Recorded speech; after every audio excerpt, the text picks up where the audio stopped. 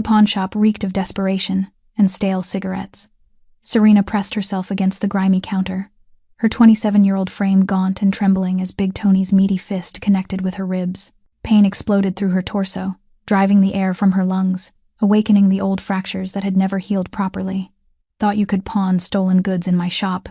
Street trash," Tony snarled, grabbing a fistful of her matted hair, his fingers brushing against the burn scar that snaked down her left arm.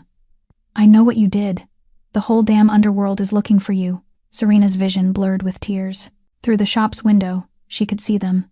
Dozens of black SUVs lined up like steel coffins, their tinted windows gleaming under the streetlights.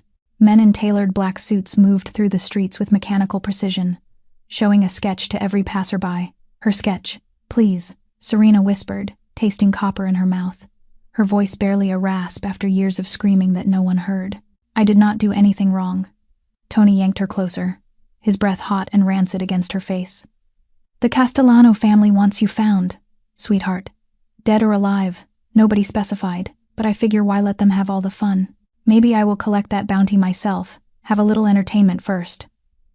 The pawnshop door exploded inward, the sound of shattering glass mixed with the thunderous slam of car doors and the click of dozens of guns being drawn. Tony's grip went slack as his face drained of color. Standing in the doorway, backlit by headlights and framed by shadows that seemed to bow before him, was a man built like a god of war, 6'4" of pure muscle wrapped in a perfectly tailored black suit that cost more than the entire shop.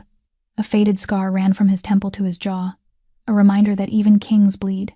But it was his eyes that made hardened criminals beg for mercy, gray and cold as winter steel, empty of everything except lethal intent. Victor Castellano, the Viper himself, the most powerful and ruthless mafia boss on the eastern seaboard, the man who had buried 3 rival families and never lost a night of sleep. His gaze swept the room and locked onto the woman cowering behind the counter, the woman with haunted eyes and trembling hands, the woman who had saved his daughter from drowning 3 days ago, while the whole city thought she was a threat. "Found her," he said into his phone, his voice a low rumble that seemed to make the walls vibrate. Serena's world went black as her legs gave out, certain that these were the last seconds of her miserable life. She had no way of knowing that the most dangerous man in the city had not come to kill her. He had come to save her. But what happens when the Viper discovers the scars hidden beneath her skin and the monsters still hunting her from the past? Like and subscribe if you want to witness how a man who knows no mercy learns to protect the one woman who expected nothing but death from him. Share this story with someone who believes that even in the darkest shadows, salvation can wear the most terrifying face. 3 days earlier, the morning sunlight struggled to pierce the gray mist that blanketed the abandoned industrial district. Serena woke inside her old battered car beneath the overpass. Her body was curled on the torn back seat. A thin blanket failed to shield her from the biting cold of dawn. Beside her, Shadow whimpered softly. The old dog, blind in one eye, pressed himself against her hip for warmth. His once silver-gray fur was dirty and matted, yet still loyal after nearly 2 years of wandering the streets with her. "Not much, my friend," Serena whispered, her voice hoarse with thirst, as her trembling hand opened the plastic bag holding half a loaf of bread salvaged from the bakery dumpster the night before. "But it is better than nothing." She broke the hard, dry bread in half and gave one piece to Shadow, watching him chew slowly with teeth that were almost all gone. The animal did not care that her clothes hung loose on her emaciated frame taken from the church donation bin, or that her ribs showed beneath the thin shirt, or that the soles of her shoes had long since worn through. Shadow only knew to stay with her, and that was the only love Serena had left after so many years of hell. Life on the streets had taught her how to become invisible. At the age of 27, she had mastered the art of dissolving into shadow, moving through crowds like a ghost no one noticed. The system had chewed her up and spit her out when she was 12. From one foster home to another, from one institution to the next, from a drunk foster father to an indifferent foster mother, and then to Derek, the man she thought was her escape, who turned out to be the door straight into hell. She had learned that trust was a luxury she could not afford. "Come on, Shadow." Serena sat up and stroked the old dog's head. "Let's see if there are any cans by the river today." The path along the canal was one of her familiar routes. The water rushed fast after recent rains, dark and violent between concrete embankments. Most people avoided the place. Too dangerous, too filthy, perfect for a woman who did not want to be seen. Serena pulled her hood lower, hiding her greasy hair and hollow, sleepless eyes. The burn scar on her left arm throbbed in the cold, reminding her of the night Derek set the apartment on fire with her still inside. She touched the wedding ring still on her finger, the only thing of value she had left, kept not for memory but as her last emergency exit when everything became unbearable. One day she would have to sell it, but not today. Today she still had half a loaf of bread and an old dog who needed her. Today she was still alive. And for Serena, being alive was enough. The scar on her arm reminded Serena of everything she had tried to bury. 9 years earlier, she had been only 18 when she met Derek Hayes in a cheap bar. He was handsome, smooth-tongued, promising to take her away from the lonely life the foster care system had just released her from because she was too old to stay. She had been naive enough to believe she had finally found someone who loved her. They married after only 3 months. On their wedding night, Derek hit her for the first time because she did not pour his beer fast enough. From then on, the beatings became routine. He hit her when he was drunk. He hit her when he was sober. He hit her when he lost at gambling. He hit her when she cried and even when she did not. Serena learned how to stay silent and endure. She learned how to hide bruises.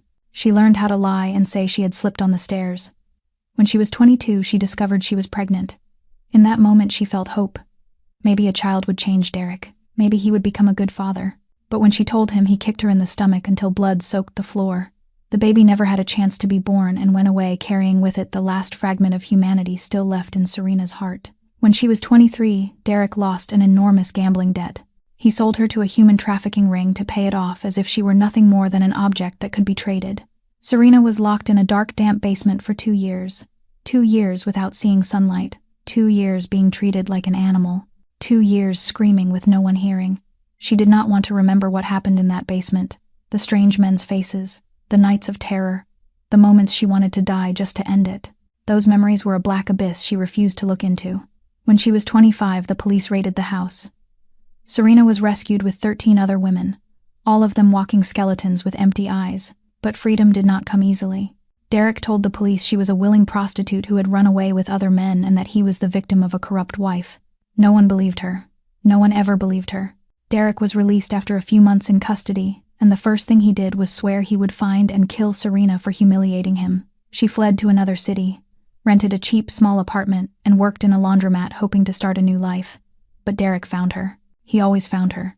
That night, Serena woke to the smell of smoke.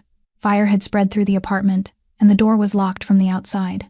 She had to jump from the second-floor window, but before she escaped, the flames licked her left arm. She still remembered the stench of burning flesh.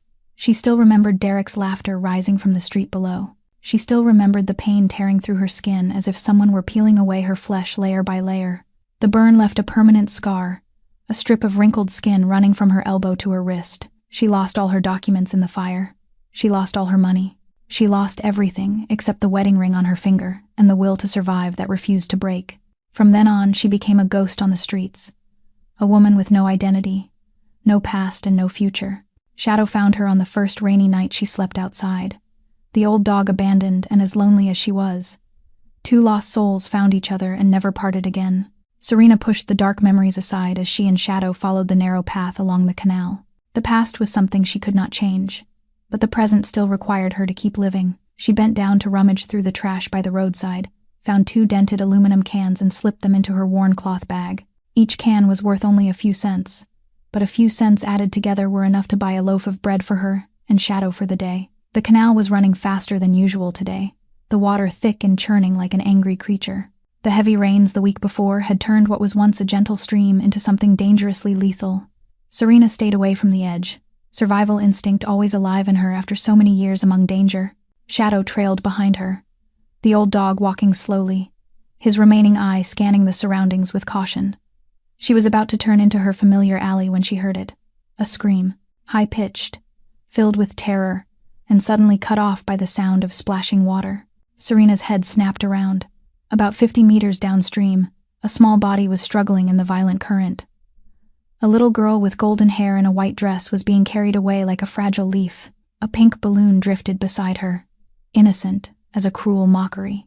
Even from that distance, Serena could see the child's eyes wide with panic, her tiny hands flailing desperately at the surface before a wave pushed her under again. Every survival instinct in Serena screamed at her to run. Getting involved meant attention. Attention meant trouble. Trouble meant being found. Derek was still out there, still hunting her. The police could still ask for papers she did not have. Anyone could be an enemy. She had survived a year on the streets by avoiding people, by caring about nothing except herself and Shadow. This was not her problem. The girl had parents, had a family, had someone who would come to save her. The girl's head broke the surface again, her mouth opening for air but swallowing only muddy water. A faint cry reached Serena's ears, the cry of a child drowning with no one to see. And in that moment, Serena no longer saw a blonde little girl. She saw the child she never had, the baby killed in her womb by Derek's kicks. She saw herself at 23 lying in a pool of blood on the floor, alone, with no one to save her and no one who cared.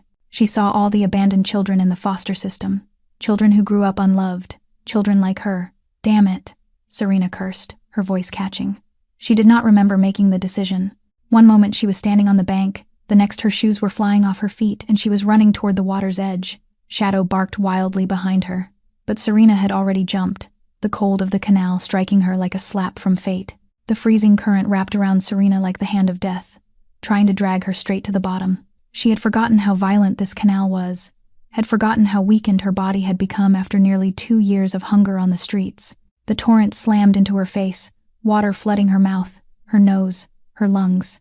But Serena refused to sink. She kicked wildly, her arms slicing through the water, forcing her head to stay above the surface as her eyes searched for the white dress. There, a pale blur spinning in the current about 20 meters away, near the concrete pillar of the overpass. Serena swam toward it, each kick tearing through muscles already exhausted. She had learned to swim during brief stays in foster homes with pools, one of the few skills from her past that could truly save a life. The current smashed her into the concrete pillar, her shoulder striking its sharp edge and pain flaring bright and hot. But she did not stop. 15 meters, 10 meters. The girl had stopped struggling, her small body floating face down, the white dress billowing like a withered petal. No, no, no, Serena screamed inside, pouring every remaining ounce of strength into swimming faster. 5 meters, 3 meters. Her fingers brushed the fabric, slipped on the slick surface, grabbed again, and this time held. Serena wrapped one arm around the girl's chest and rolled her face up out of the water. The child's face was pale blue, her lips purple, her eyes closed. She was not breathing. Panic surged through Serena, but she forced it down. She had no right to panic now. She kicked toward the bank, one arm holding the girl tight, the other clawing at the water. The current fought her like it wanted to steal its prey back, waves pulling them under and releasing them again. Serena's lungs burned, her vision darkened from lack of oxygen. 20 meters to the bank, 15 meters, 10 meters. She did not know how much strength she had left, but she was not allowed to give up. Her fingers finally found a crack in the concrete edge. She clung to it and dragged them both out inch by inch. Serena rolled onto the bank, pulling the girl with her, collapsing into the mud behind tall reeds that hid them from the road. There was no time to breathe. She turned the girl onto her back, tilted her head, opened her mouth to check for anything blocking the airway. Her shaking hand pressed on the girl's chest and began compressions. She had seen people do resuscitation on television at the homeless shelter, but doing it herself was something else entirely, far more terrifying. 1, 2, 3, 4, 5. Serena counted in her mind, pressing down and then breathing into the girl's mouth. No response. Again. 1, 2, 3, 4, 5. Breathe. Still nothing. Tears slid down Serena's cheeks, mixing with the river water on her face. Please, she whispered, her voice breaking. Please do not die. Do not die like my child. 1, 2, 3, 4, 5. The girl suddenly coughed, water spilling from her mouth and nose, her small body shuddering and then beginning to cry. The weak, broken cry was the most beautiful sound Serena had ever heard. The girl was alive. She had saved her. Serena dropped into the mud, clutching the child to her chest as if holding the lost piece of her own soul. You saved me, the girl whispered between sobs, her summer blue eyes opening to look at Serena. You have very sad eyes. Serena did not have time to answer before another sound cut through the moment. The roar of engines. Not 1 or 2 cars, but a whole convoy. The growl of speeding sport utility vehicles drew closer, louder, heavier, more threatening. Serena's blood turned cold as she realized the sound was coming straight toward her. Through the reeds, Serena saw them like a nightmare made real in broad daylight. Dozens of glossy black sport utility vehicles surged down the slope toward the canal, tires grinding the dirt into clouds of dust. They stopped less than 50 meters from her, doors flying open in unison as men poured out like black ants from a nest. They wore tailored black suits, guns in their hands, faces cold as stone. Serena tightened her hold on the child, her heart beating wildly. She knew at once they were not police. Police did not drive million-dollar vehicles. Police did not carry pistols with silencers. Police did not look like men ready to kill without hesitation. This was the Mafia, the underworld, the kind of people even Derek had feared when he was still a small-time criminal, and they were looking for someone. The largest black vehicle stopped closest to the water, its rear door opening as a man stepped out. Even from this distance, Serena could feel the power radiating from him like a dark halo. He was built like a mountain, broad-shouldered, heavy with muscle beneath a perfect black suit. A faint scar ran from his temple to his jaw, not making him ugly but only more dangerous. But most frightening were his eyes, steel gray, sweeping the area like a predator searching for prey. "Sophia!" he roared, his voice thunder carrying pure pain. "Sophia, my daughter." The girl in Serena's arms startled, her blue eyes flying open. "Daddy," she whispered weakly. "Daddy." The man heard. He snapped his head toward the reeds where Serena hid, then lunged forward, crossing the mud like a panther, his men racing after him with guns raised. Serena froze, unable to move. He burst through the reeds, dropped to his knees beside her and tore the girl from her arms. The way he crushed the child to his chest, holding her with a tenderness so utterly opposite to his fierce appearance, made Serena understand at once. This was her father, and this was the most powerful man she had ever seen. My daughter," he whispered into the girl's hair, his voice trembling. I thought I lost you. A lady saved me," Sophia said between sobs, her tiny finger pointing at Serena. "She jumped into the water to save me. She has very sad eyes, Daddy." The man's gray eyes lifted to Serena for the first time. She did not know what he saw in her. A thin woman soaked in mud and water, hair matted, clothes torn, a burn scar exposed on her arm, a weak prey not worth noticing or a threat that had to be eliminated. He did not speak to her. He turned to the man beside him, who looked like his right hand, and gave orders in a voice cold as ice. "Find out who is behind this, who let my daughter fall into the water, and find this woman. I want to know who she is and what she has to do with this. Search the entire area, leave no trace unchecked. I want answers within 24 hours. The words struck Serena like lightning. Find this woman. I want to know who she is, what she has to do with this. Not thanks, not gratitude. He thought she was involved in his daughter falling into the water. He thought she had harmed the child. Every memory of her past screamed inside her. When powerful people are angry, the weak always pay the price. She had been blamed for too many things she never did to believe this would be different. They would not believe her. No one ever believed her. While all attention focused on the girl, Serena began to move backward, step by step, softly, invisibly, the way she had lived for nearly 2 years. Then she turned and ran. She ran as if demons were chasing her, because to her that was exactly what was happening. Victor Castellano had faced countless terrifying situations in his 37 years of life. He had been shot, stabbed, ambushed, and nearly killed more times than he could remember. He had looked straight into the eyes of death without flinching, and had buried 3 rival mafia families without losing a single night of sleep. But 2 hours before he found Sophia by the canal, Victor Castellano experienced real fear for the first time since his wife died 6 years earlier.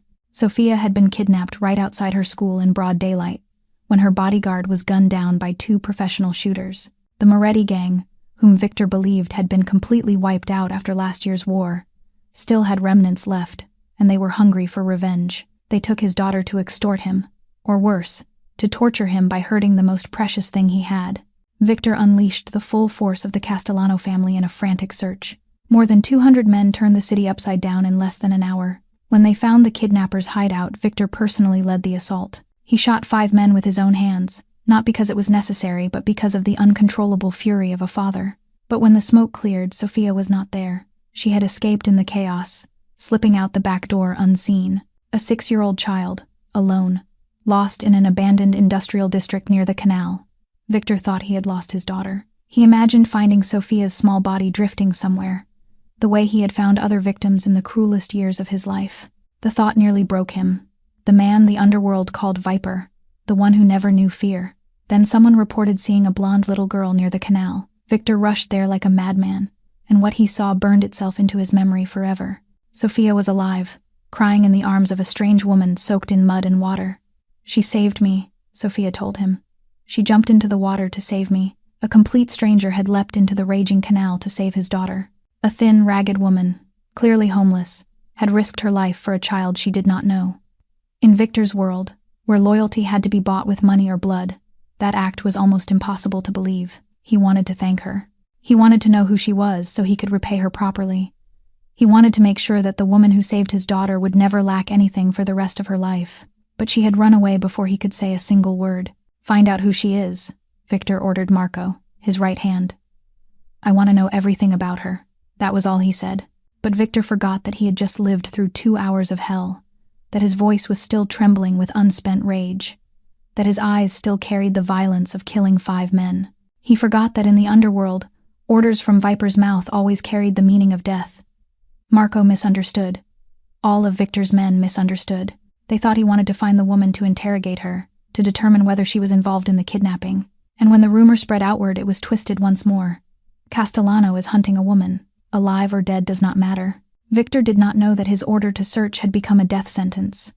He did not know that the entire underworld was now hunting his daughter's savior as if she were a wanted criminal. He did not know that this misunderstanding was driving the woman with the sad eyes into 3 days of hell on the streets, running from the very people who should have protected her.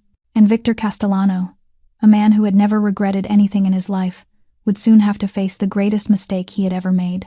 Serena ran without stopping until her legs could no longer carry her body. She collapsed in a dark alley behind an abandoned market, her back against a damp brick wall, her chest heaving as if it would burst apart. Shadow found her nearly an hour later, the old dog limping along the familiar scent of his owner, whimpering as he licked her hand. She clutched Shadow tightly, tears streaming down her mud-stained cheeks. What had she done wrong? She had only saved a child. She had only done the one right thing in a life full of wrong choices. And now the most powerful mafia on the eastern coast of America was hunting her like an animal. That night, Serena did not sleep. She curled in the corner of the alley, holding Shadow for warmth, her eyes wide open in the darkness. Every small sound made her flinch. Every passing car tightened her chest. She was used to being hunted. Derek had taught her that for years. But this was different. This was not one drunk gambling man. This was an entire underworld empire with hundreds of men and endless resources. When dawn came, Serena knew she had to move. Staying in one place meant death. She needed a new hiding place. Maybe the abandoned warehouses in the south of the city where few people went. She pulled her hood low and began moving through narrow alleys, Shadow trailing behind her. She had not gone more than 2 blocks when she saw it. A paper posted on a utility pole with a sketch of her face. Not a photograph, but a portrait drawing, yet so accurate it made her feel sick. The sad eyes, the hollow cheeks, the burn scar on her arm. Someone had described her in detail, likely one of the men in black suits who had seen her by the canal. The words beneath were simple and terrifying. "Find this woman. Contact the Castellano family. Large reward." Serena trembled as she tore the paper down, but she knew it was pointless. She had seen at least a dozen more in the same short alley. They were everywhere, on brick walls, on trash bins, on the windows of closed shops. The whole city was looking for her. She had to get out immediately. Serena turned into a narrower passage, planning to cut through the old market toward an abandoned subway entrance. But after only a few steps, she froze. At the end of the alley, a familiar figure was waiting. Tall, thin, black hair, slick with sweat, and that vicious smile she saw in her nightmares every night. Derek. "Hello, my love," Derek Hayes said as he walked toward her, his voice sweet like honey laced with poison. "I have been looking for you for so long. You know I always find you." Serena's legs turned to stone, her body paralyzed by the fear that had lived in her bones for years. Shadow growled, baring his teeth at Derek. But the old dog no longer had the strength to protect anyone. Derek pulled a knife from his jacket. "I hear the Mafia is looking for you. Interesting. But you belong to me, Serena. No one gets to touch you but me." He lunged toward her. Serena screamed and turned to run, but Derek was faster. His hand caught her hair and yanked her back hard. The familiar pain tore at her scalp and she cried out. "No!"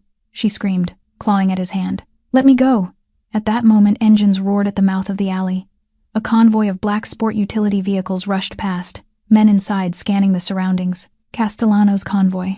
Derek froze, recognizing the familiar insignia of the city's most powerful mafia family. He was not insane enough to challenge Castellano. "Damn it!"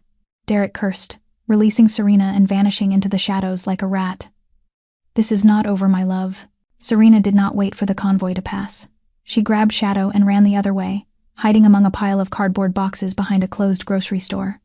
She had escaped Derek thanks to the very people hunting her. The bitter irony almost made her laugh, but tears came instead.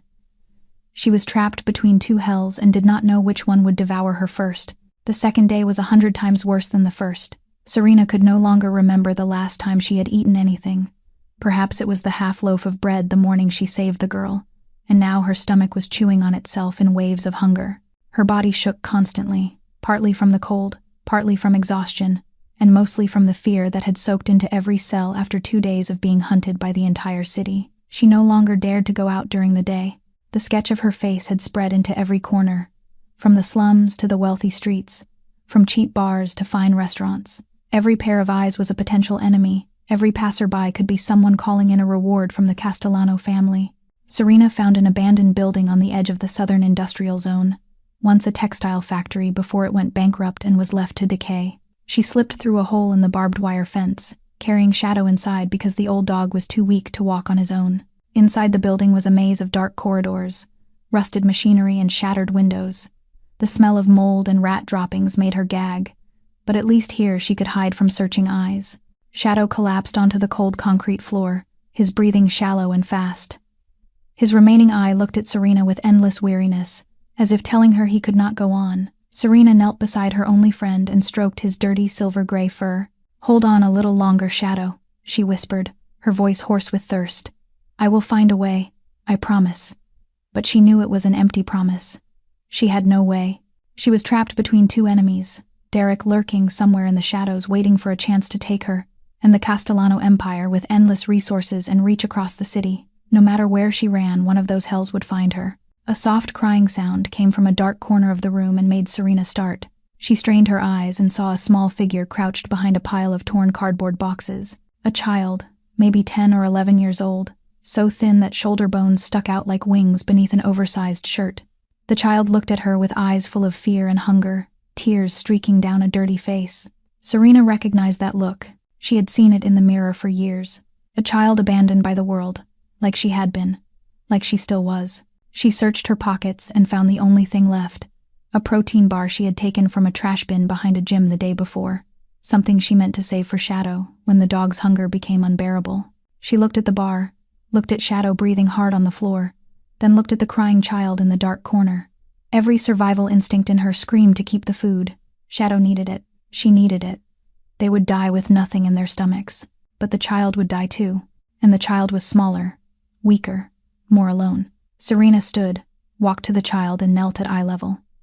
She held out the bar. "Eat," she said gently, trying to smile even though her lips were cracked from thirst. "You need it more than I do." The child hesitated for a second, then grabbed the bar and devoured it as if it were the last meal of a lifetime. Perhaps it truly was her last meal. Serena returned to Shadow, lay down beside the old dog and held him close for warmth. Her stomach screamed in pain, but strangely her heart felt a little lighter. Even at the bottom of despair, she could still do something good for someone. Even while the whole world hunted her, she had not yet lost the last piece of her humanity. On the morning of the third day, Serena woke with the feeling that something was wrong. Shadow lay motionless beside her, the old dog's body colder than usual. She placed her hand on his chest and almost screamed when she felt a heartbeat so faint it was nearly gone. "Shadow?" She shook him gently, her voice trembling. "Shadow, wake up. Please wake up." The dog opened his remaining eye and looked at her, the gaze cloudy and endlessly tired. He tried to lift his head and lick her hand but had no strength, his head falling back onto the concrete with a dull sound that broke her heart. 3 days without food, 2 days without enough water, and old age had drained what little life Shadow had left. The dog was dying, and Serena knew that if she did not do something in the next few hours, she would lose the only friend she had left in the world. She looked down at her hand where the wedding ring still rested on her finger, the only thing of value she had left. The thing she had kept all these years, not for memory but as a last escape ticket when everything became desperate. And now everything was more desperate than ever. Serena took the ring off and looked at it one last time. It had once been a symbol of hell, of years of beatings and humiliation, of a marriage that had turned her into a slave. But now it was the only thing that could save Shadow. Sell it, buy medicine and food for the dog, then think of something else. She would find another way later. She always did. Serena knew a pawn shop on the edge of the old district, where Big Tony would buy anything without asking where it came from. She had avoided that place for 3 years because Tony had ties to small-time criminals, but now she had no choice. She carried Shadow and laid him in the deepest hidden corner of the abandoned building and covered him with her only thin blanket. "Wait for me," she whispered into the dog's ear. "I will come back. I promise." Shadow looked at her with his cloudy eye, his tail trying to wag weakly as if to say he trusted her. He always trusted her. Serena pulled her hood low and went out, slipping through dark alleys to avoid searching eyes. It took her nearly an hour to reach the pawn shop, her legs shaking from hunger and fear. Before entering, she looked through the glass to check inside. Big Tony sat behind the counter, a heavy man with a face flushed from drink. No one else was there. She took a deep breath and pushed the door open. The smell of old smoke and sweat made her gag, but she swallowed it and walked to the counter. "I want to pawn this," she said, placing the wedding ring on the glass and trying to keep her voice steady. Tony looked at the ring, then at her. His eyes narrowed, sweeping over her from head to toe like he was assessing merchandise. Then his gaze stopped on her arm where the burn scar showed beneath her pulled-up sleeve. He glanced up at the wall behind him where a paper with her sketched face was neatly posted. Then he smiled, the smile of a man who had just hit the jackpot. Well, well, well. Tony stood, walked around the counter, and blocked her escape. "Do you know who you are?" he said. Serena froze, the blood in her veins turning to ice. She turned to run, but Tony grabbed her and slammed her against the glass counter with the strength of a man twice her weight. And that was when his first punch struck her ribs, waking old fractures that had never truly healed. Through the exploding pain, she heard the sound of shattering glass and saw a massive dark shadow stepping through the broken door just before her world went black. Serena woke with the feeling that she was drifting between two worlds, one of dense darkness swallowing her whole, the other of pale light pulling her back into reality. The scent of expensive leather and a trace of men's cologne slipped into her nose, utterly foreign to the stench of garbage and sewage she had known for nearly 2 years on the streets. "Where am I?" Her eyes flew open in panic. She was lying on the back seat of a car, the kind with soft leather seats and so much space she could stretch out her legs and still have room. Her head rested on a small pillow, and someone had covered her with a heavy black man's coat that still smelled faintly of sandalwood. Then she saw the man sitting across from her, Victor Castellano, steel-gray eyes fixed on her, a face carved of stone without expression. The faint scar running from his temple to his jaw looked even more frightening under the dim interior light. The most powerful mafia boss on the eastern coast of America, the man who had buried 3 rival families, was sitting less than a meter from her. Serena screamed and lunged for the door, her hand yanking the handle in desperation, but it was locked. She turned back to face Victor, her back pressed to the door, her whole body shaking like a leaf in a storm. "Please do not kill me," she whispered, her voice shattered like cracked glass. "I did not hurt the girl. I swear I did nothing. I only saved her. Please, please do not kill me." Tears streamed down her face, mixing with the dried blood on her lip from Big Tony's blow. She was ready for death, had accepted that this was the end of her miserable life, but instinct still forced her to beg. Even with 1 chance in a million, she had to try. Victor did not move, only watched her with something strange in his eyes that she could not read. Then he spoke, his voice deep like distant thunder, but without the threat she expected. "I did not come to kill you." Serena stopped breathing, not sure she had heard correctly. She had prepared for a bullet in the head, for a knife across her throat, for any form of torture the Mafia was known to use on enemies. She had not prepared for those words. "I have been looking for you for 3 days, Victor continued, his voice slow and clear as if explaining to a frightened child. "Not to harm you, but to thank you." "Thank you," Serena repeated the word, as if it were a foreign language. "You saved my daughter's life," Victor said, and for the first time Serena saw a crack in his steel mask. "Sophia told me. You jumped into the raging water to save her, a child you did not know. You almost died to save my daughter. I did not come to kill you. I came to repay you. And do not fear the man from the pawn shop. He has paid for what he did to you, and will never hurt anyone again." Serena looked at him, tears still falling. But now they were no longer tears of fear, but of profound confusion. She did not believe him. She could not believe him. Everything in her life had taught her that nothing was free, that powerful men were never kind without a purpose, that every time she trusted someone she paid with blood and tears. Derek had once spoken sweet words like honey before turning her life into hell. "What do you want from me?" she asked warily. "No one does anything without a reason. What do you want?" Victor studied her for a long moment, his gray eyes deep, as if trying to read her. Then he said, his voice softer, but still firm enough to leave no doubt, "For now, I only want you to eat properly, have your injuries treated, and rest somewhere safe. That is all. What happens after that is your choice." Serena did not answer. She did not trust him, could not trust anyone, but she no longer had the strength to resist either. She simply sat there, her back still against the door, her eyes still fixed on Victor as if he were a poisonous snake that might strike her at any moment. The Castellano estate appeared before Serena like a castle from a fairy tale, but instead of wonder she felt only dread.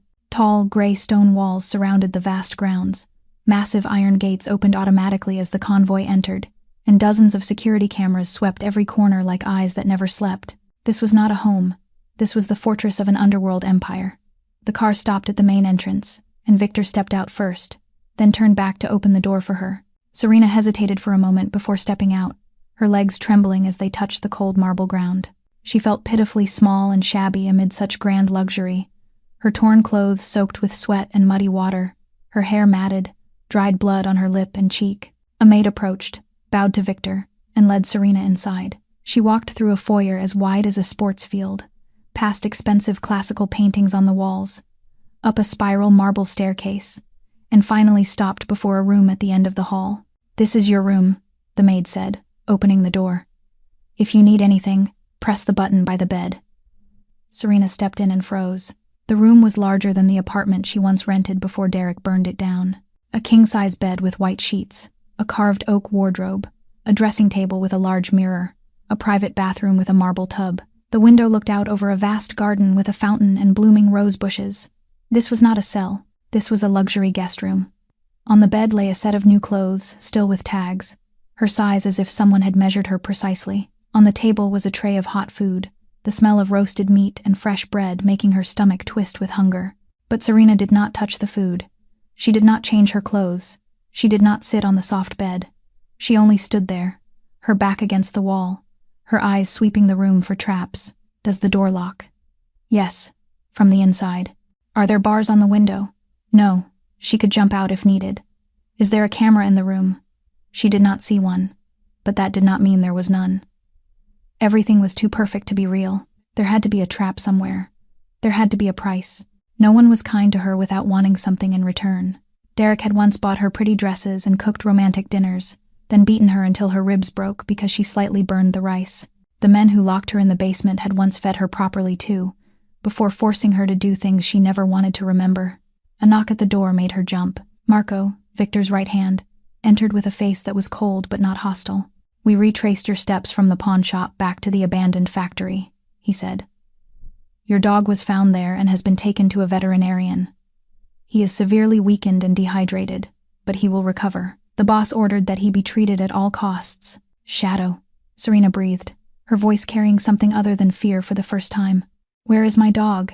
He is being cared for. When he is stronger, he will be brought here to you," Marco replied, then turned to leave. "Wait," Serena whispered, gripping the sheet, her eyes wide with sudden urgency. "The child, inside that warehouse. There was a starving child hiding in the corner. I gave them my food." Marco paused, his hand on the door. He looked back at her, his expression softening just a fraction. "We found the child, Miss Blake. My men swept the entire building. The kid has been taken to a safe shelter and is being well fed. You saved 2 lives that day, not just one." He nodded once, then added, "You should eat something and rest. You look like you are about to collapse." The door closed, leaving Serena alone with the storm in her head. Shadow was alive. Shadow was being treated. Her only friend would not die. Tears overflowed without control, but Serena did not sob aloud. She had learned to cry in silence long ago. From nights when Derek beat her unconscious, from years in the dark basement where no one heard her screams. She looked at the tray of food, her stomach screaming in pain. She had not eaten for 3 days. Her body was breaking down. But if she ate, she would owe them. If she wore their clothes, she would owe them. If she slept in their bed, she would owe them. And in the Mafia's world, debts had to be paid. One way or another. Serena slid down to the floor, her back against the wall, her eyes fixed on the door. She would not sleep. She would not eat. She would wait for something terrible to happen, as it always had throughout the 27 years of her life. Serena did not know how long she had been sitting on the floor. Perhaps a few hours, or perhaps all night. She had lost any sense of time. Her eyes were starting to droop from exhaustion when the door suddenly flew open, and a small golden whirlwind burst in. Big Sister, Sofia Castellano, ran straight to where Serena was curled in the corner, her golden hair flying, her summer blue eyes bright with light. The child did not hesitate, did not feel afraid. She ran straight into the arms of the strange woman and hugged her tightly as if they had known each other all their lives. Serena froze, not knowing how to respond. She had prepared herself for every terrible thing that might happen in this mansion, but she had not prepared for the embrace of a 6-year-old child. "She is here, Daddy." Sophia turned back toward the door and called out. "I found her. She is the one who saved me." Victor appeared in the doorway but did not enter. He only stood there, leaning against the frame, his gray eyes watching the two of them with something Serena could not read. Sophia looked back at Serena, her crystal-clear eyes gazing straight into her soul. "You are the one who jumped into the water to save me, right?" she asked, her voice like a ringing bell. "I remember you. I remember your sad eyes. Why do you have sad eyes?" Serena could not answer, her throat tight as if someone were squeezing it shut. She was not used to this innocence, not used to being looked at with eyes that held no judgment or purpose. This child did not know who she was, did not know where she came from, did not know the terrible things that had happened to her. Sophia only knew she was the one who saved her, and for the child that was enough. "I almost drowned," Sophia said, her voice trembling as she remembered. "The water was very cold, and I could not breathe. I was so scared. I called Daddy, but he could not hear me. Then I saw you. You swam to me and saved me. You pulled me out of the water. I thought I was dead, but you saved me. You are my angel." Angel. Serena almost smiled at the irony of the word. She was everything except an angel. She was abandoned, sold, burned, hunted like an animal. She was the trash the world had thrown away, a ghost on the streets no one cared to see. She was not an angel. She was only a woman too tired to fear death anymore. But Sophia did not know that. Sophia only knew how to hold her tight, the small, warm embrace of a child who still believed in miracles and happy endings. "You are so thin," Sophia said, her tiny fingers touching the ribs beneath Serena's shirt. "Do you eat? Daddy says people who do not eat become very weak. You have to eat a lot here. There is so much good food. The chef makes very good chocolate cake. I will ask him to give you one." Each innocent word slipped like water through the stone wall Serena had built around her heart for years. She had not cried when Derek beat her. She had not cried when she was sold like an object. She had not cried when the apartment burned and the fire ate into her flesh. She had learned to swallow her tears, to turn herself into stone so no one could hurt her anymore. But now, in the arms of a 6-year-old child who did not know fear, Serena began to cry. Not the silent tears she was used to, but the broken sobs of someone who had held too much inside for too long. She cried from pain, from exhaustion, from despair. But more than anything, she cried because for the first time in many years someone was holding her without wanting anything from her. "Do not cry." Sophia panicked and wiped Serena's tears with her tiny hand. "I am sorry. Did I hurt you?" "Daddy, why is she crying?" Victor still stood in the doorway, his gray eyes watching the scene with something like pain in them. He had seen many people cry in his life, most of them begging for mercy, but he had never seen anyone cry like this woman, as if she were pouring out a lifetime of buried pain. He did not step into the room.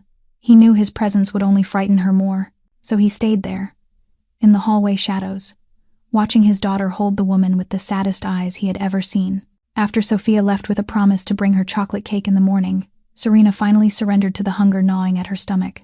She ate the now cold tray of food on the table, bathed for the first time in days, and changed into the soft clothes someone had prepared for her. She still did not trust this place, but her body was too exhausted to fight anymore. She lay down on the bed, the mattress like a cloud cradling her thin, scarred body. She thought she would not sleep, but the exhaustion of 3 days of running pulled her into darkness before she knew it, and that darkness did not greet her with gentle dreams. Derek stood before her, his vicious smile on his lips, a knife dripping blood in his hand. "I found you, my love," he said in a voice sweet like the apologies he used after breaking her bones. "You cannot run from me. You are mine, forever mine." The room burst into flames, fire licking the walls, the bed, her skin. Serena screamed as the fire swallowed her arm, the stench of burning flesh filling her nose, the pain tearing through every sense. She tried to run, but her legs would not move. She tried to call for help, but no one heard. She was trapped in a dark basement with shadows closing in, hands grabbing her, laughter echoing everywhere. Serena bolted upright with a scream that tore through the night, drenched in sweat, her heart hammering as if it would break her chest. She did not know where she was, did not remember who she was, only that panic was choking her and she could not breathe. It took minutes to realize she was in the unfamiliar room in the Castellano mansion, not in the hellish basement, not in the burning apartment. Derek was not here. The fire was not here. She was safe, but she did not feel safe. She never felt safe. A soft knock made her jump. her back pressed to the headboard, her hands gripping the blanket like a weapon. "Are you all right?" Victor's voice came through the closed door, deep and slow. "I heard you scream." Serena did not answer, her throat still tight with fear. She waited for the door to burst open, waited for him to come in, waited for the terrible thing she had expected from the start. But the door did not open. Victor did not enter. Instead, she heard a rustle like someone sitting down in the hallway. "I will not come in." Victor's voice came again, closer now, right outside the door. "I am just sitting here. Take your time. No one can hurt you here." Silence stretched. Serena sat on the bed hugging a pillow, her eyes fixed on the door. She could hear Victor's steady breathing outside, knew he was truly sitting there, not leaving. "Sophia has nightmares too," Victor said suddenly, his voice lower, softer. "After her mother died, she cried every night for a whole year. I did not know what to do, except sit outside her door, just like I am sitting here now. Sometimes people do not need someone to fix their problems. They just need to know someone is nearby." Serena still did not speak, but she felt her breathing begin to slow, her heart no longer racing so wildly. He was there, just outside the door, but he was not forcing his way in. He was not pushing. He was simply there, letting her decide if she needed him. "My wife died giving birth to Sophia," Victor continued, as if speaking more to himself than to her. "I thought I would not survive that day. But then I looked into my daughter's eyes and I knew I had to go on. For her. I am not good at talking about feelings, but I want you to know that whatever you have been through, you are safe here. No one is allowed to touch you without your consent. That is my order." Serena hugged the pillow tighter, silent tears sliding down her cheeks. She still did not fully believe him, could not fully believe after everything that had happened. But in a small corner of her hardened heart, a fragile seed of trust began to grow, thin as a thread yet real. She sat there through the night, and Victor sat outside through the night, two strangers separated by a wooden door, yet connected by something neither of them could yet name. The next morning, Victor called the family's private doctor to examine Serena. She protested at first, her instinct for self-defense making her unwilling to let anyone touch her body. But Victor promised the doctor was a woman, and that he would wait outside. In the end, she agreed, partly because the injuries from Big Tony still ached, and partly because Victor had sat outside her door until morning, and that made her feel she owed him something. Dr. Elena Rossi was a middle-aged woman with silver hair and gentle eyes. She examined Serena in silence, but the longer she examined her, the more her face twisted with pain, as if she herself were feeling those injuries. When she finished, she left the room carrying a thick file, her eyes red as if she had been crying. Victor was waiting in his office when Dr. Rossi entered. He saw her face and knew immediately something was wrong. "Report," he ordered, his voice as cold as usual but his eyes already darkening. Dr. Rossi placed the file on the desk, her hands trembling slightly. "She has been through hell, Mr. Castellano," she said, her voice breaking. "I have practiced medicine for 3 decades, and I have never seen so many injuries on one body. 3 ribs were once broken and never treated properly. They healed but out of alignment. The left collarbone was once cracked, a 3rd-degree burn on her left arm, leaving permanent scarring. Countless old scars on her back and thighs, consistent with repeated beatings over a long period. Signs of prolonged, severe malnutrition, and worse, signs of past sexual assault." Victor did not speak, but his hand clenched into a fist on the desk, his knuckles whitening. "Do you know who did this to her?" he asked, his voice so low it was almost a growl. "She did not say," Dr. Rossi shook her head. "But from what I see, this was not the work of one person. It appears she was abused for many years by different people at different stages of her life." After Dr. Rossi left, Victor called Marco in. "Find out everything about her past," he ordered, his gray eyes burning with a fire Marco had not seen in many years. "I want to know who she is, where she came from, and who did this to her. Miss nothing." Marco nodded and disappeared. Less than 6 hours later, he returned with a file even thicker than Dr. Rossi's. Victor read page after page, and with each one his anger rose another degree. Serena Blake, 27 years old, orphaned young, raised in the foster care system, with records of repeated abuse by foster families. Married at 18 to Derek Hayes, a man with a history of domestic violence and gambling. Hospital reports of multiple admissions with injuries inconsistent with claims of falling downstairs. Once pregnant but miscarried after a severe assault. Missing for 2 years. Found in a raid on a human trafficking ring with 13 other women. Derek Hayes released for lack of evidence, and witnesses withdrawing statements. Serena's apartment set on fire 1 year later. Suspect Derek Hayes, but insufficient evidence to prosecute. From then on, Serena Blake became homeless. Without identification, without a fixed address, living like a ghost on the streets for over a year. Victor finished reading and sat in silence for a long moment. Then he stood, and what happened next made Marco flinch despite having served him for over 2 decades. Victor swept his arm across the desk, sending everything flying. Lamp, computer, coffee cup, all crashing to the floor in pieces. He overturned the chair and punched the wall so hard the painting beside it shook and fell. He roared with pure fury, the sound of a beast confronted with something unbearable. "Derek Hayes," Victor breathed, his gray eyes burning like live coals. "Find him, Marco. Find him for me. Tear this city apart if you must. I want him alive when you bring him to me. I want to look into his eyes before I show him what real hell is." Marco nodded and left immediately. He knew when Victor Castellano was angry the world should tremble. And this was the first time in many years he had seen his boss enraged over a woman who was not his wife or his daughter. The days that followed passed like a dream Serena did not dare believe was real. Victor offered her a position as Sophia's tutor to teach the child reading, writing, and the basic knowledge she would need before starting school. It was paid work, it had purpose, and most importantly it gave Serena a reason to stay without feeling she was living on pity. She agreed, though she still did not fully trust anything in that house. Shadow was brought back after a week of treatment. The old dog much healthier now with his fur washed clean and his belly no longer hollow with hunger. When he saw Serena, he rushed to lick her, as if afraid she would disappear if he did not. Serena held her only friend tightly and cried, but this time they were tears of happiness. Each morning, Serena taught Sophia in the mansion library, a vast room with shelves reaching the ceiling and natural light pouring through tall windows. Sophia was bright and eager to learn, but what surprised Serena most was how the child was never afraid of her, never looked at her with pity or curiosity about the scars on her body. Sophia only looked at her as a friend, someone she trusted completely from the moment she had been saved from the water. Victor often appeared at lunchtime, sitting with the two of them in the grand dining room, as if it were the most ordinary thing in the world. He did not speak much, only listened to Sophia talk about what she had learned that day, occasionally glancing at Serena with an expression she could not read. Once, as Serena was clearing the table, her hand brushed Victor's when they both reached for a plate. She pulled back as if shocked, her heart racing, but Victor only looked at her and smiled softly, the first smile she had ever seen on his usually icy face. Moments like that accumulated slowly, building something Serena did not dare name. One night, about 2 weeks after she arrived at the mansion, Serena could not sleep and went downstairs for water. She saw light spilling from Victor's study and hesitated before approaching the door. He was sitting alone in the dark with only a small desk lamp on, holding a photograph she guessed was of his late wife. Victor looked up when he heard her steps, but he did not seem annoyed. "Cannot sleep?" he asked, his voice low and tired. Serena nodded and started to turn away, but Victor gestured for her to sit in the chair across from him. She hesitated, then sat, keeping a careful distance as if ready to flee at any moment. They sat in silence for a long time, a silence that was not awkward but strangely comforting.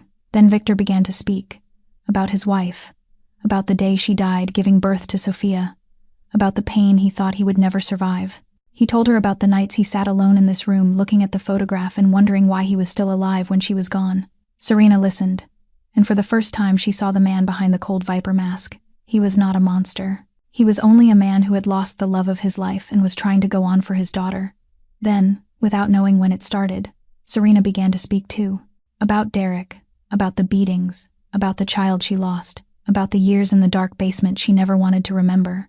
She spoke with tears streaming down, spoke of things she had never told anyone, spoke as if she would suffocate if she did not let them out. Victor listened without interrupting, without judging, without showing the pity she hated. He only sat there, his gray eyes holding something like the understanding of a man who had also been crushed by life. When she finished, he stood and did something she did not expect. He took off his coat and gently draped it over her shoulders, not hugging her, not touching her more than necessary, just enough to let her know he was there and he was not going anywhere. "You have been very strong," Victor said, his voice rough. "To survive all of that and still keep a heart kind enough to jump into a river to save a stranger's child. You are the most extraordinary person I have ever met." Serena looked at him, and in that moment she felt something shift inside her. She was still afraid, still not fully trusting. But beside that fear, now there was something else. Something warm, fragile, and frightening in an entirely different way. Derek Hayes never gave up once he had set his sights on something, especially when that something was Serena. He had followed her for 3 years, tracing every smallest lead, waiting for the perfect moment to seize the prey who had dared to escape him. That night in the alley, When he almost caught her before the Castellano convoy passed, Derek saw what he needed: the black sport utility vehicles with Castellano insignia, the men in suits searching for someone, and the panic in Serena's eyes when she saw them. He was not stupid. He knew something was happening between his former wife and the most powerful Mafia family in the city. And when rumors spread that Castellano was hunting a homeless woman and then suddenly stopped, Derek knew exactly what had happened. Serena was inside the Castellano mansion. His prey was living in the lair of one of the most dangerous men he had ever heard of. Anyone with a shred of reason would have given up at that point, but Derek Hayes had no reason. He had obsession. Serena was his, had always been his, and would always be his until one of them died. He could not accept that she was living under another man's roof, protected by someone 1,000,000 times more powerful than he was. The thought burned him from the inside like acid. Derek began asking around in the small-time criminal world, people he knew from his days of gambling and debt. He learned about the Moretti family, once Castellano's greatest rivals before they were defeated in last year's territorial war. Most of them were dead or gone, but some remnants still hid in the shadows, nursing their hatred and waiting for revenge. Derek found a way to contact Luca Moretti, the brother of the former Moretti boss who had been killed by Victor Castellano. The meeting took place in an abandoned warehouse on the edge of the city, where the smell of rust and dead rats made Derek want to vomit, but he swallowed it and went in. Luca was a thin man with the wild eyes of someone who had lost everything and had nothing left to lose. "What do you want?" Luca asked, his voice sharp as a blade. "I want into the Castellano mansion," Derek said, forcing calm into his voice though his heart was pounding. "I know their schedule, and I found a weak link," Derek said, his eyes gleaming with cunning. "They hired a new gardener last month who owes big gambling debts. I bought his debt in exchange for him leaving the service gate unlocked. I know exactly how to get in. In return, I only want one thing." Luca narrowed his eyes at him suspiciously. "What thing?" "The woman inside," Derek said, his vicious smile spreading.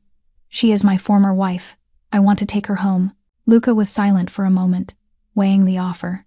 He did not care about Serena or Derek or anyone else except his revenge on Victor Castellano. If this man could help him enter the fortress where his enemy lived, he would trade anything. "Fine," Luca nodded. "But if you lie to me, I will kill you before Castellano even gets the chance." They began to plan, Derek providing information he had gathered from following Serena and watching the convoys, and Luca preparing men and weapons.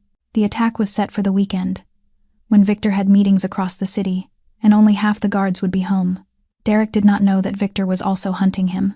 He did not know that the entire Castellano empire was turning over every stone to find the man who had abused Serena for years. He thought he was the hunter, but in truth he was also prey, and the prey was walking straight into the trap laid by the very people who wanted to tear him apart. On Saturday afternoon, the sky was heavy and gray like an omen of an approaching storm. Victor left the estate for an important meeting with partners across the city.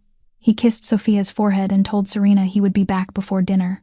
Marco went with him, leaving only half the usual number of guards at the mansion. No one knew this was the moment the enemy had been waiting for. Serena was reading a story to Sophia in the child's room when the first gunshot rang out from the direction of the front gate. She flinched, the survival instinct sharpened by years of fear, igniting instantly inside her. Something was wrong. More shots followed, then screams, then glass shattering, then the pounding of running feet in the hall. Serena grabbed Sophia's hand and pulled her into the corner of the room behind the large wardrobe. "You must be quiet," she whispered into the child's ear, her voice shaking but controlled. "No matter what happens, you must not make a sound. Do you understand?" Sophia nodded, her blue eyes wide with fear, but she did not cry or scream. She trusted Serena, the woman who had saved her from the deadly water. The door was kicked open. Serena saw 3 figures rush in, dressed in black with guns, and behind them the face she saw in her nightmares every night. Derek Hayes stepped into the room with his familiar vicious smile, the knife in his hand glinting under the light. "Hello, my love," he said in the sweet voice he used when apologizing after breaking her bones. "I told you, you cannot run from me." Serena's blood turned to ice, her body frozen by the fear carved into her bones over many years. She wanted to shrink back, to beg, to do anything so he would not hurt her again. But then she felt Sophia's small hand clutching her clothes and something inside her shifted. She was no longer the Serena of 9 years ago, the naive 18-year-old who believed a violent man's promises. She was no longer the helpless victim who only endured and begged. She was the woman who had jumped into a raging river to save a stranger's child, who had survived hell and was still standing. And she would not let Derek touch Sophia, even if it killed her. Serena pushed Sophia behind her and stood up straight to face Derek. even though her legs were trembling and her heart was pounding as if it would burst. "Leave here," she said, her voice shaking but unyielding. "Do whatever you want to me, but do not touch the child." Derek laughed loudly, a mad sound filling the room. "Oh, you have become brave now." He stepped closer, the knife lifting to brush her cheek. "I like that. The more you resist, the more fun it is." He glanced at Sophia hiding behind Serena, his eyes lighting with something cruel. "And this little one, Castellano's daughter, right? She must be very valuable. Luca will like this gift." Serena did not think. She acted. She grabbed the nearest table lamp and smashed it into Derek's face, glass exploding and blood spraying from his forehead. "Run, Sophia," she screamed. "Run and hide. Find someone to help you." Sophia ran toward the door, but one of Derek's men blocked her. Serena lunged, clawing, biting, kicking, doing anything to keep them away from the child. She was not a fighter. She had no weapon, no strength, but she had something they did not: the desperation of someone protecting what she loved. "You bitch!" Derek roared, blood streaming down his face. He grabbed Serena's hair and yanked hard, smashing her head into the wall.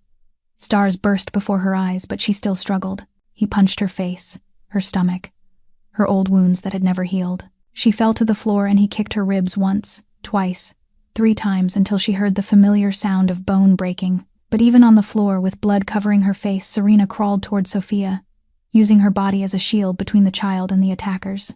"Do not touch her," she whispered, her voice shattered with pain. "Kill me.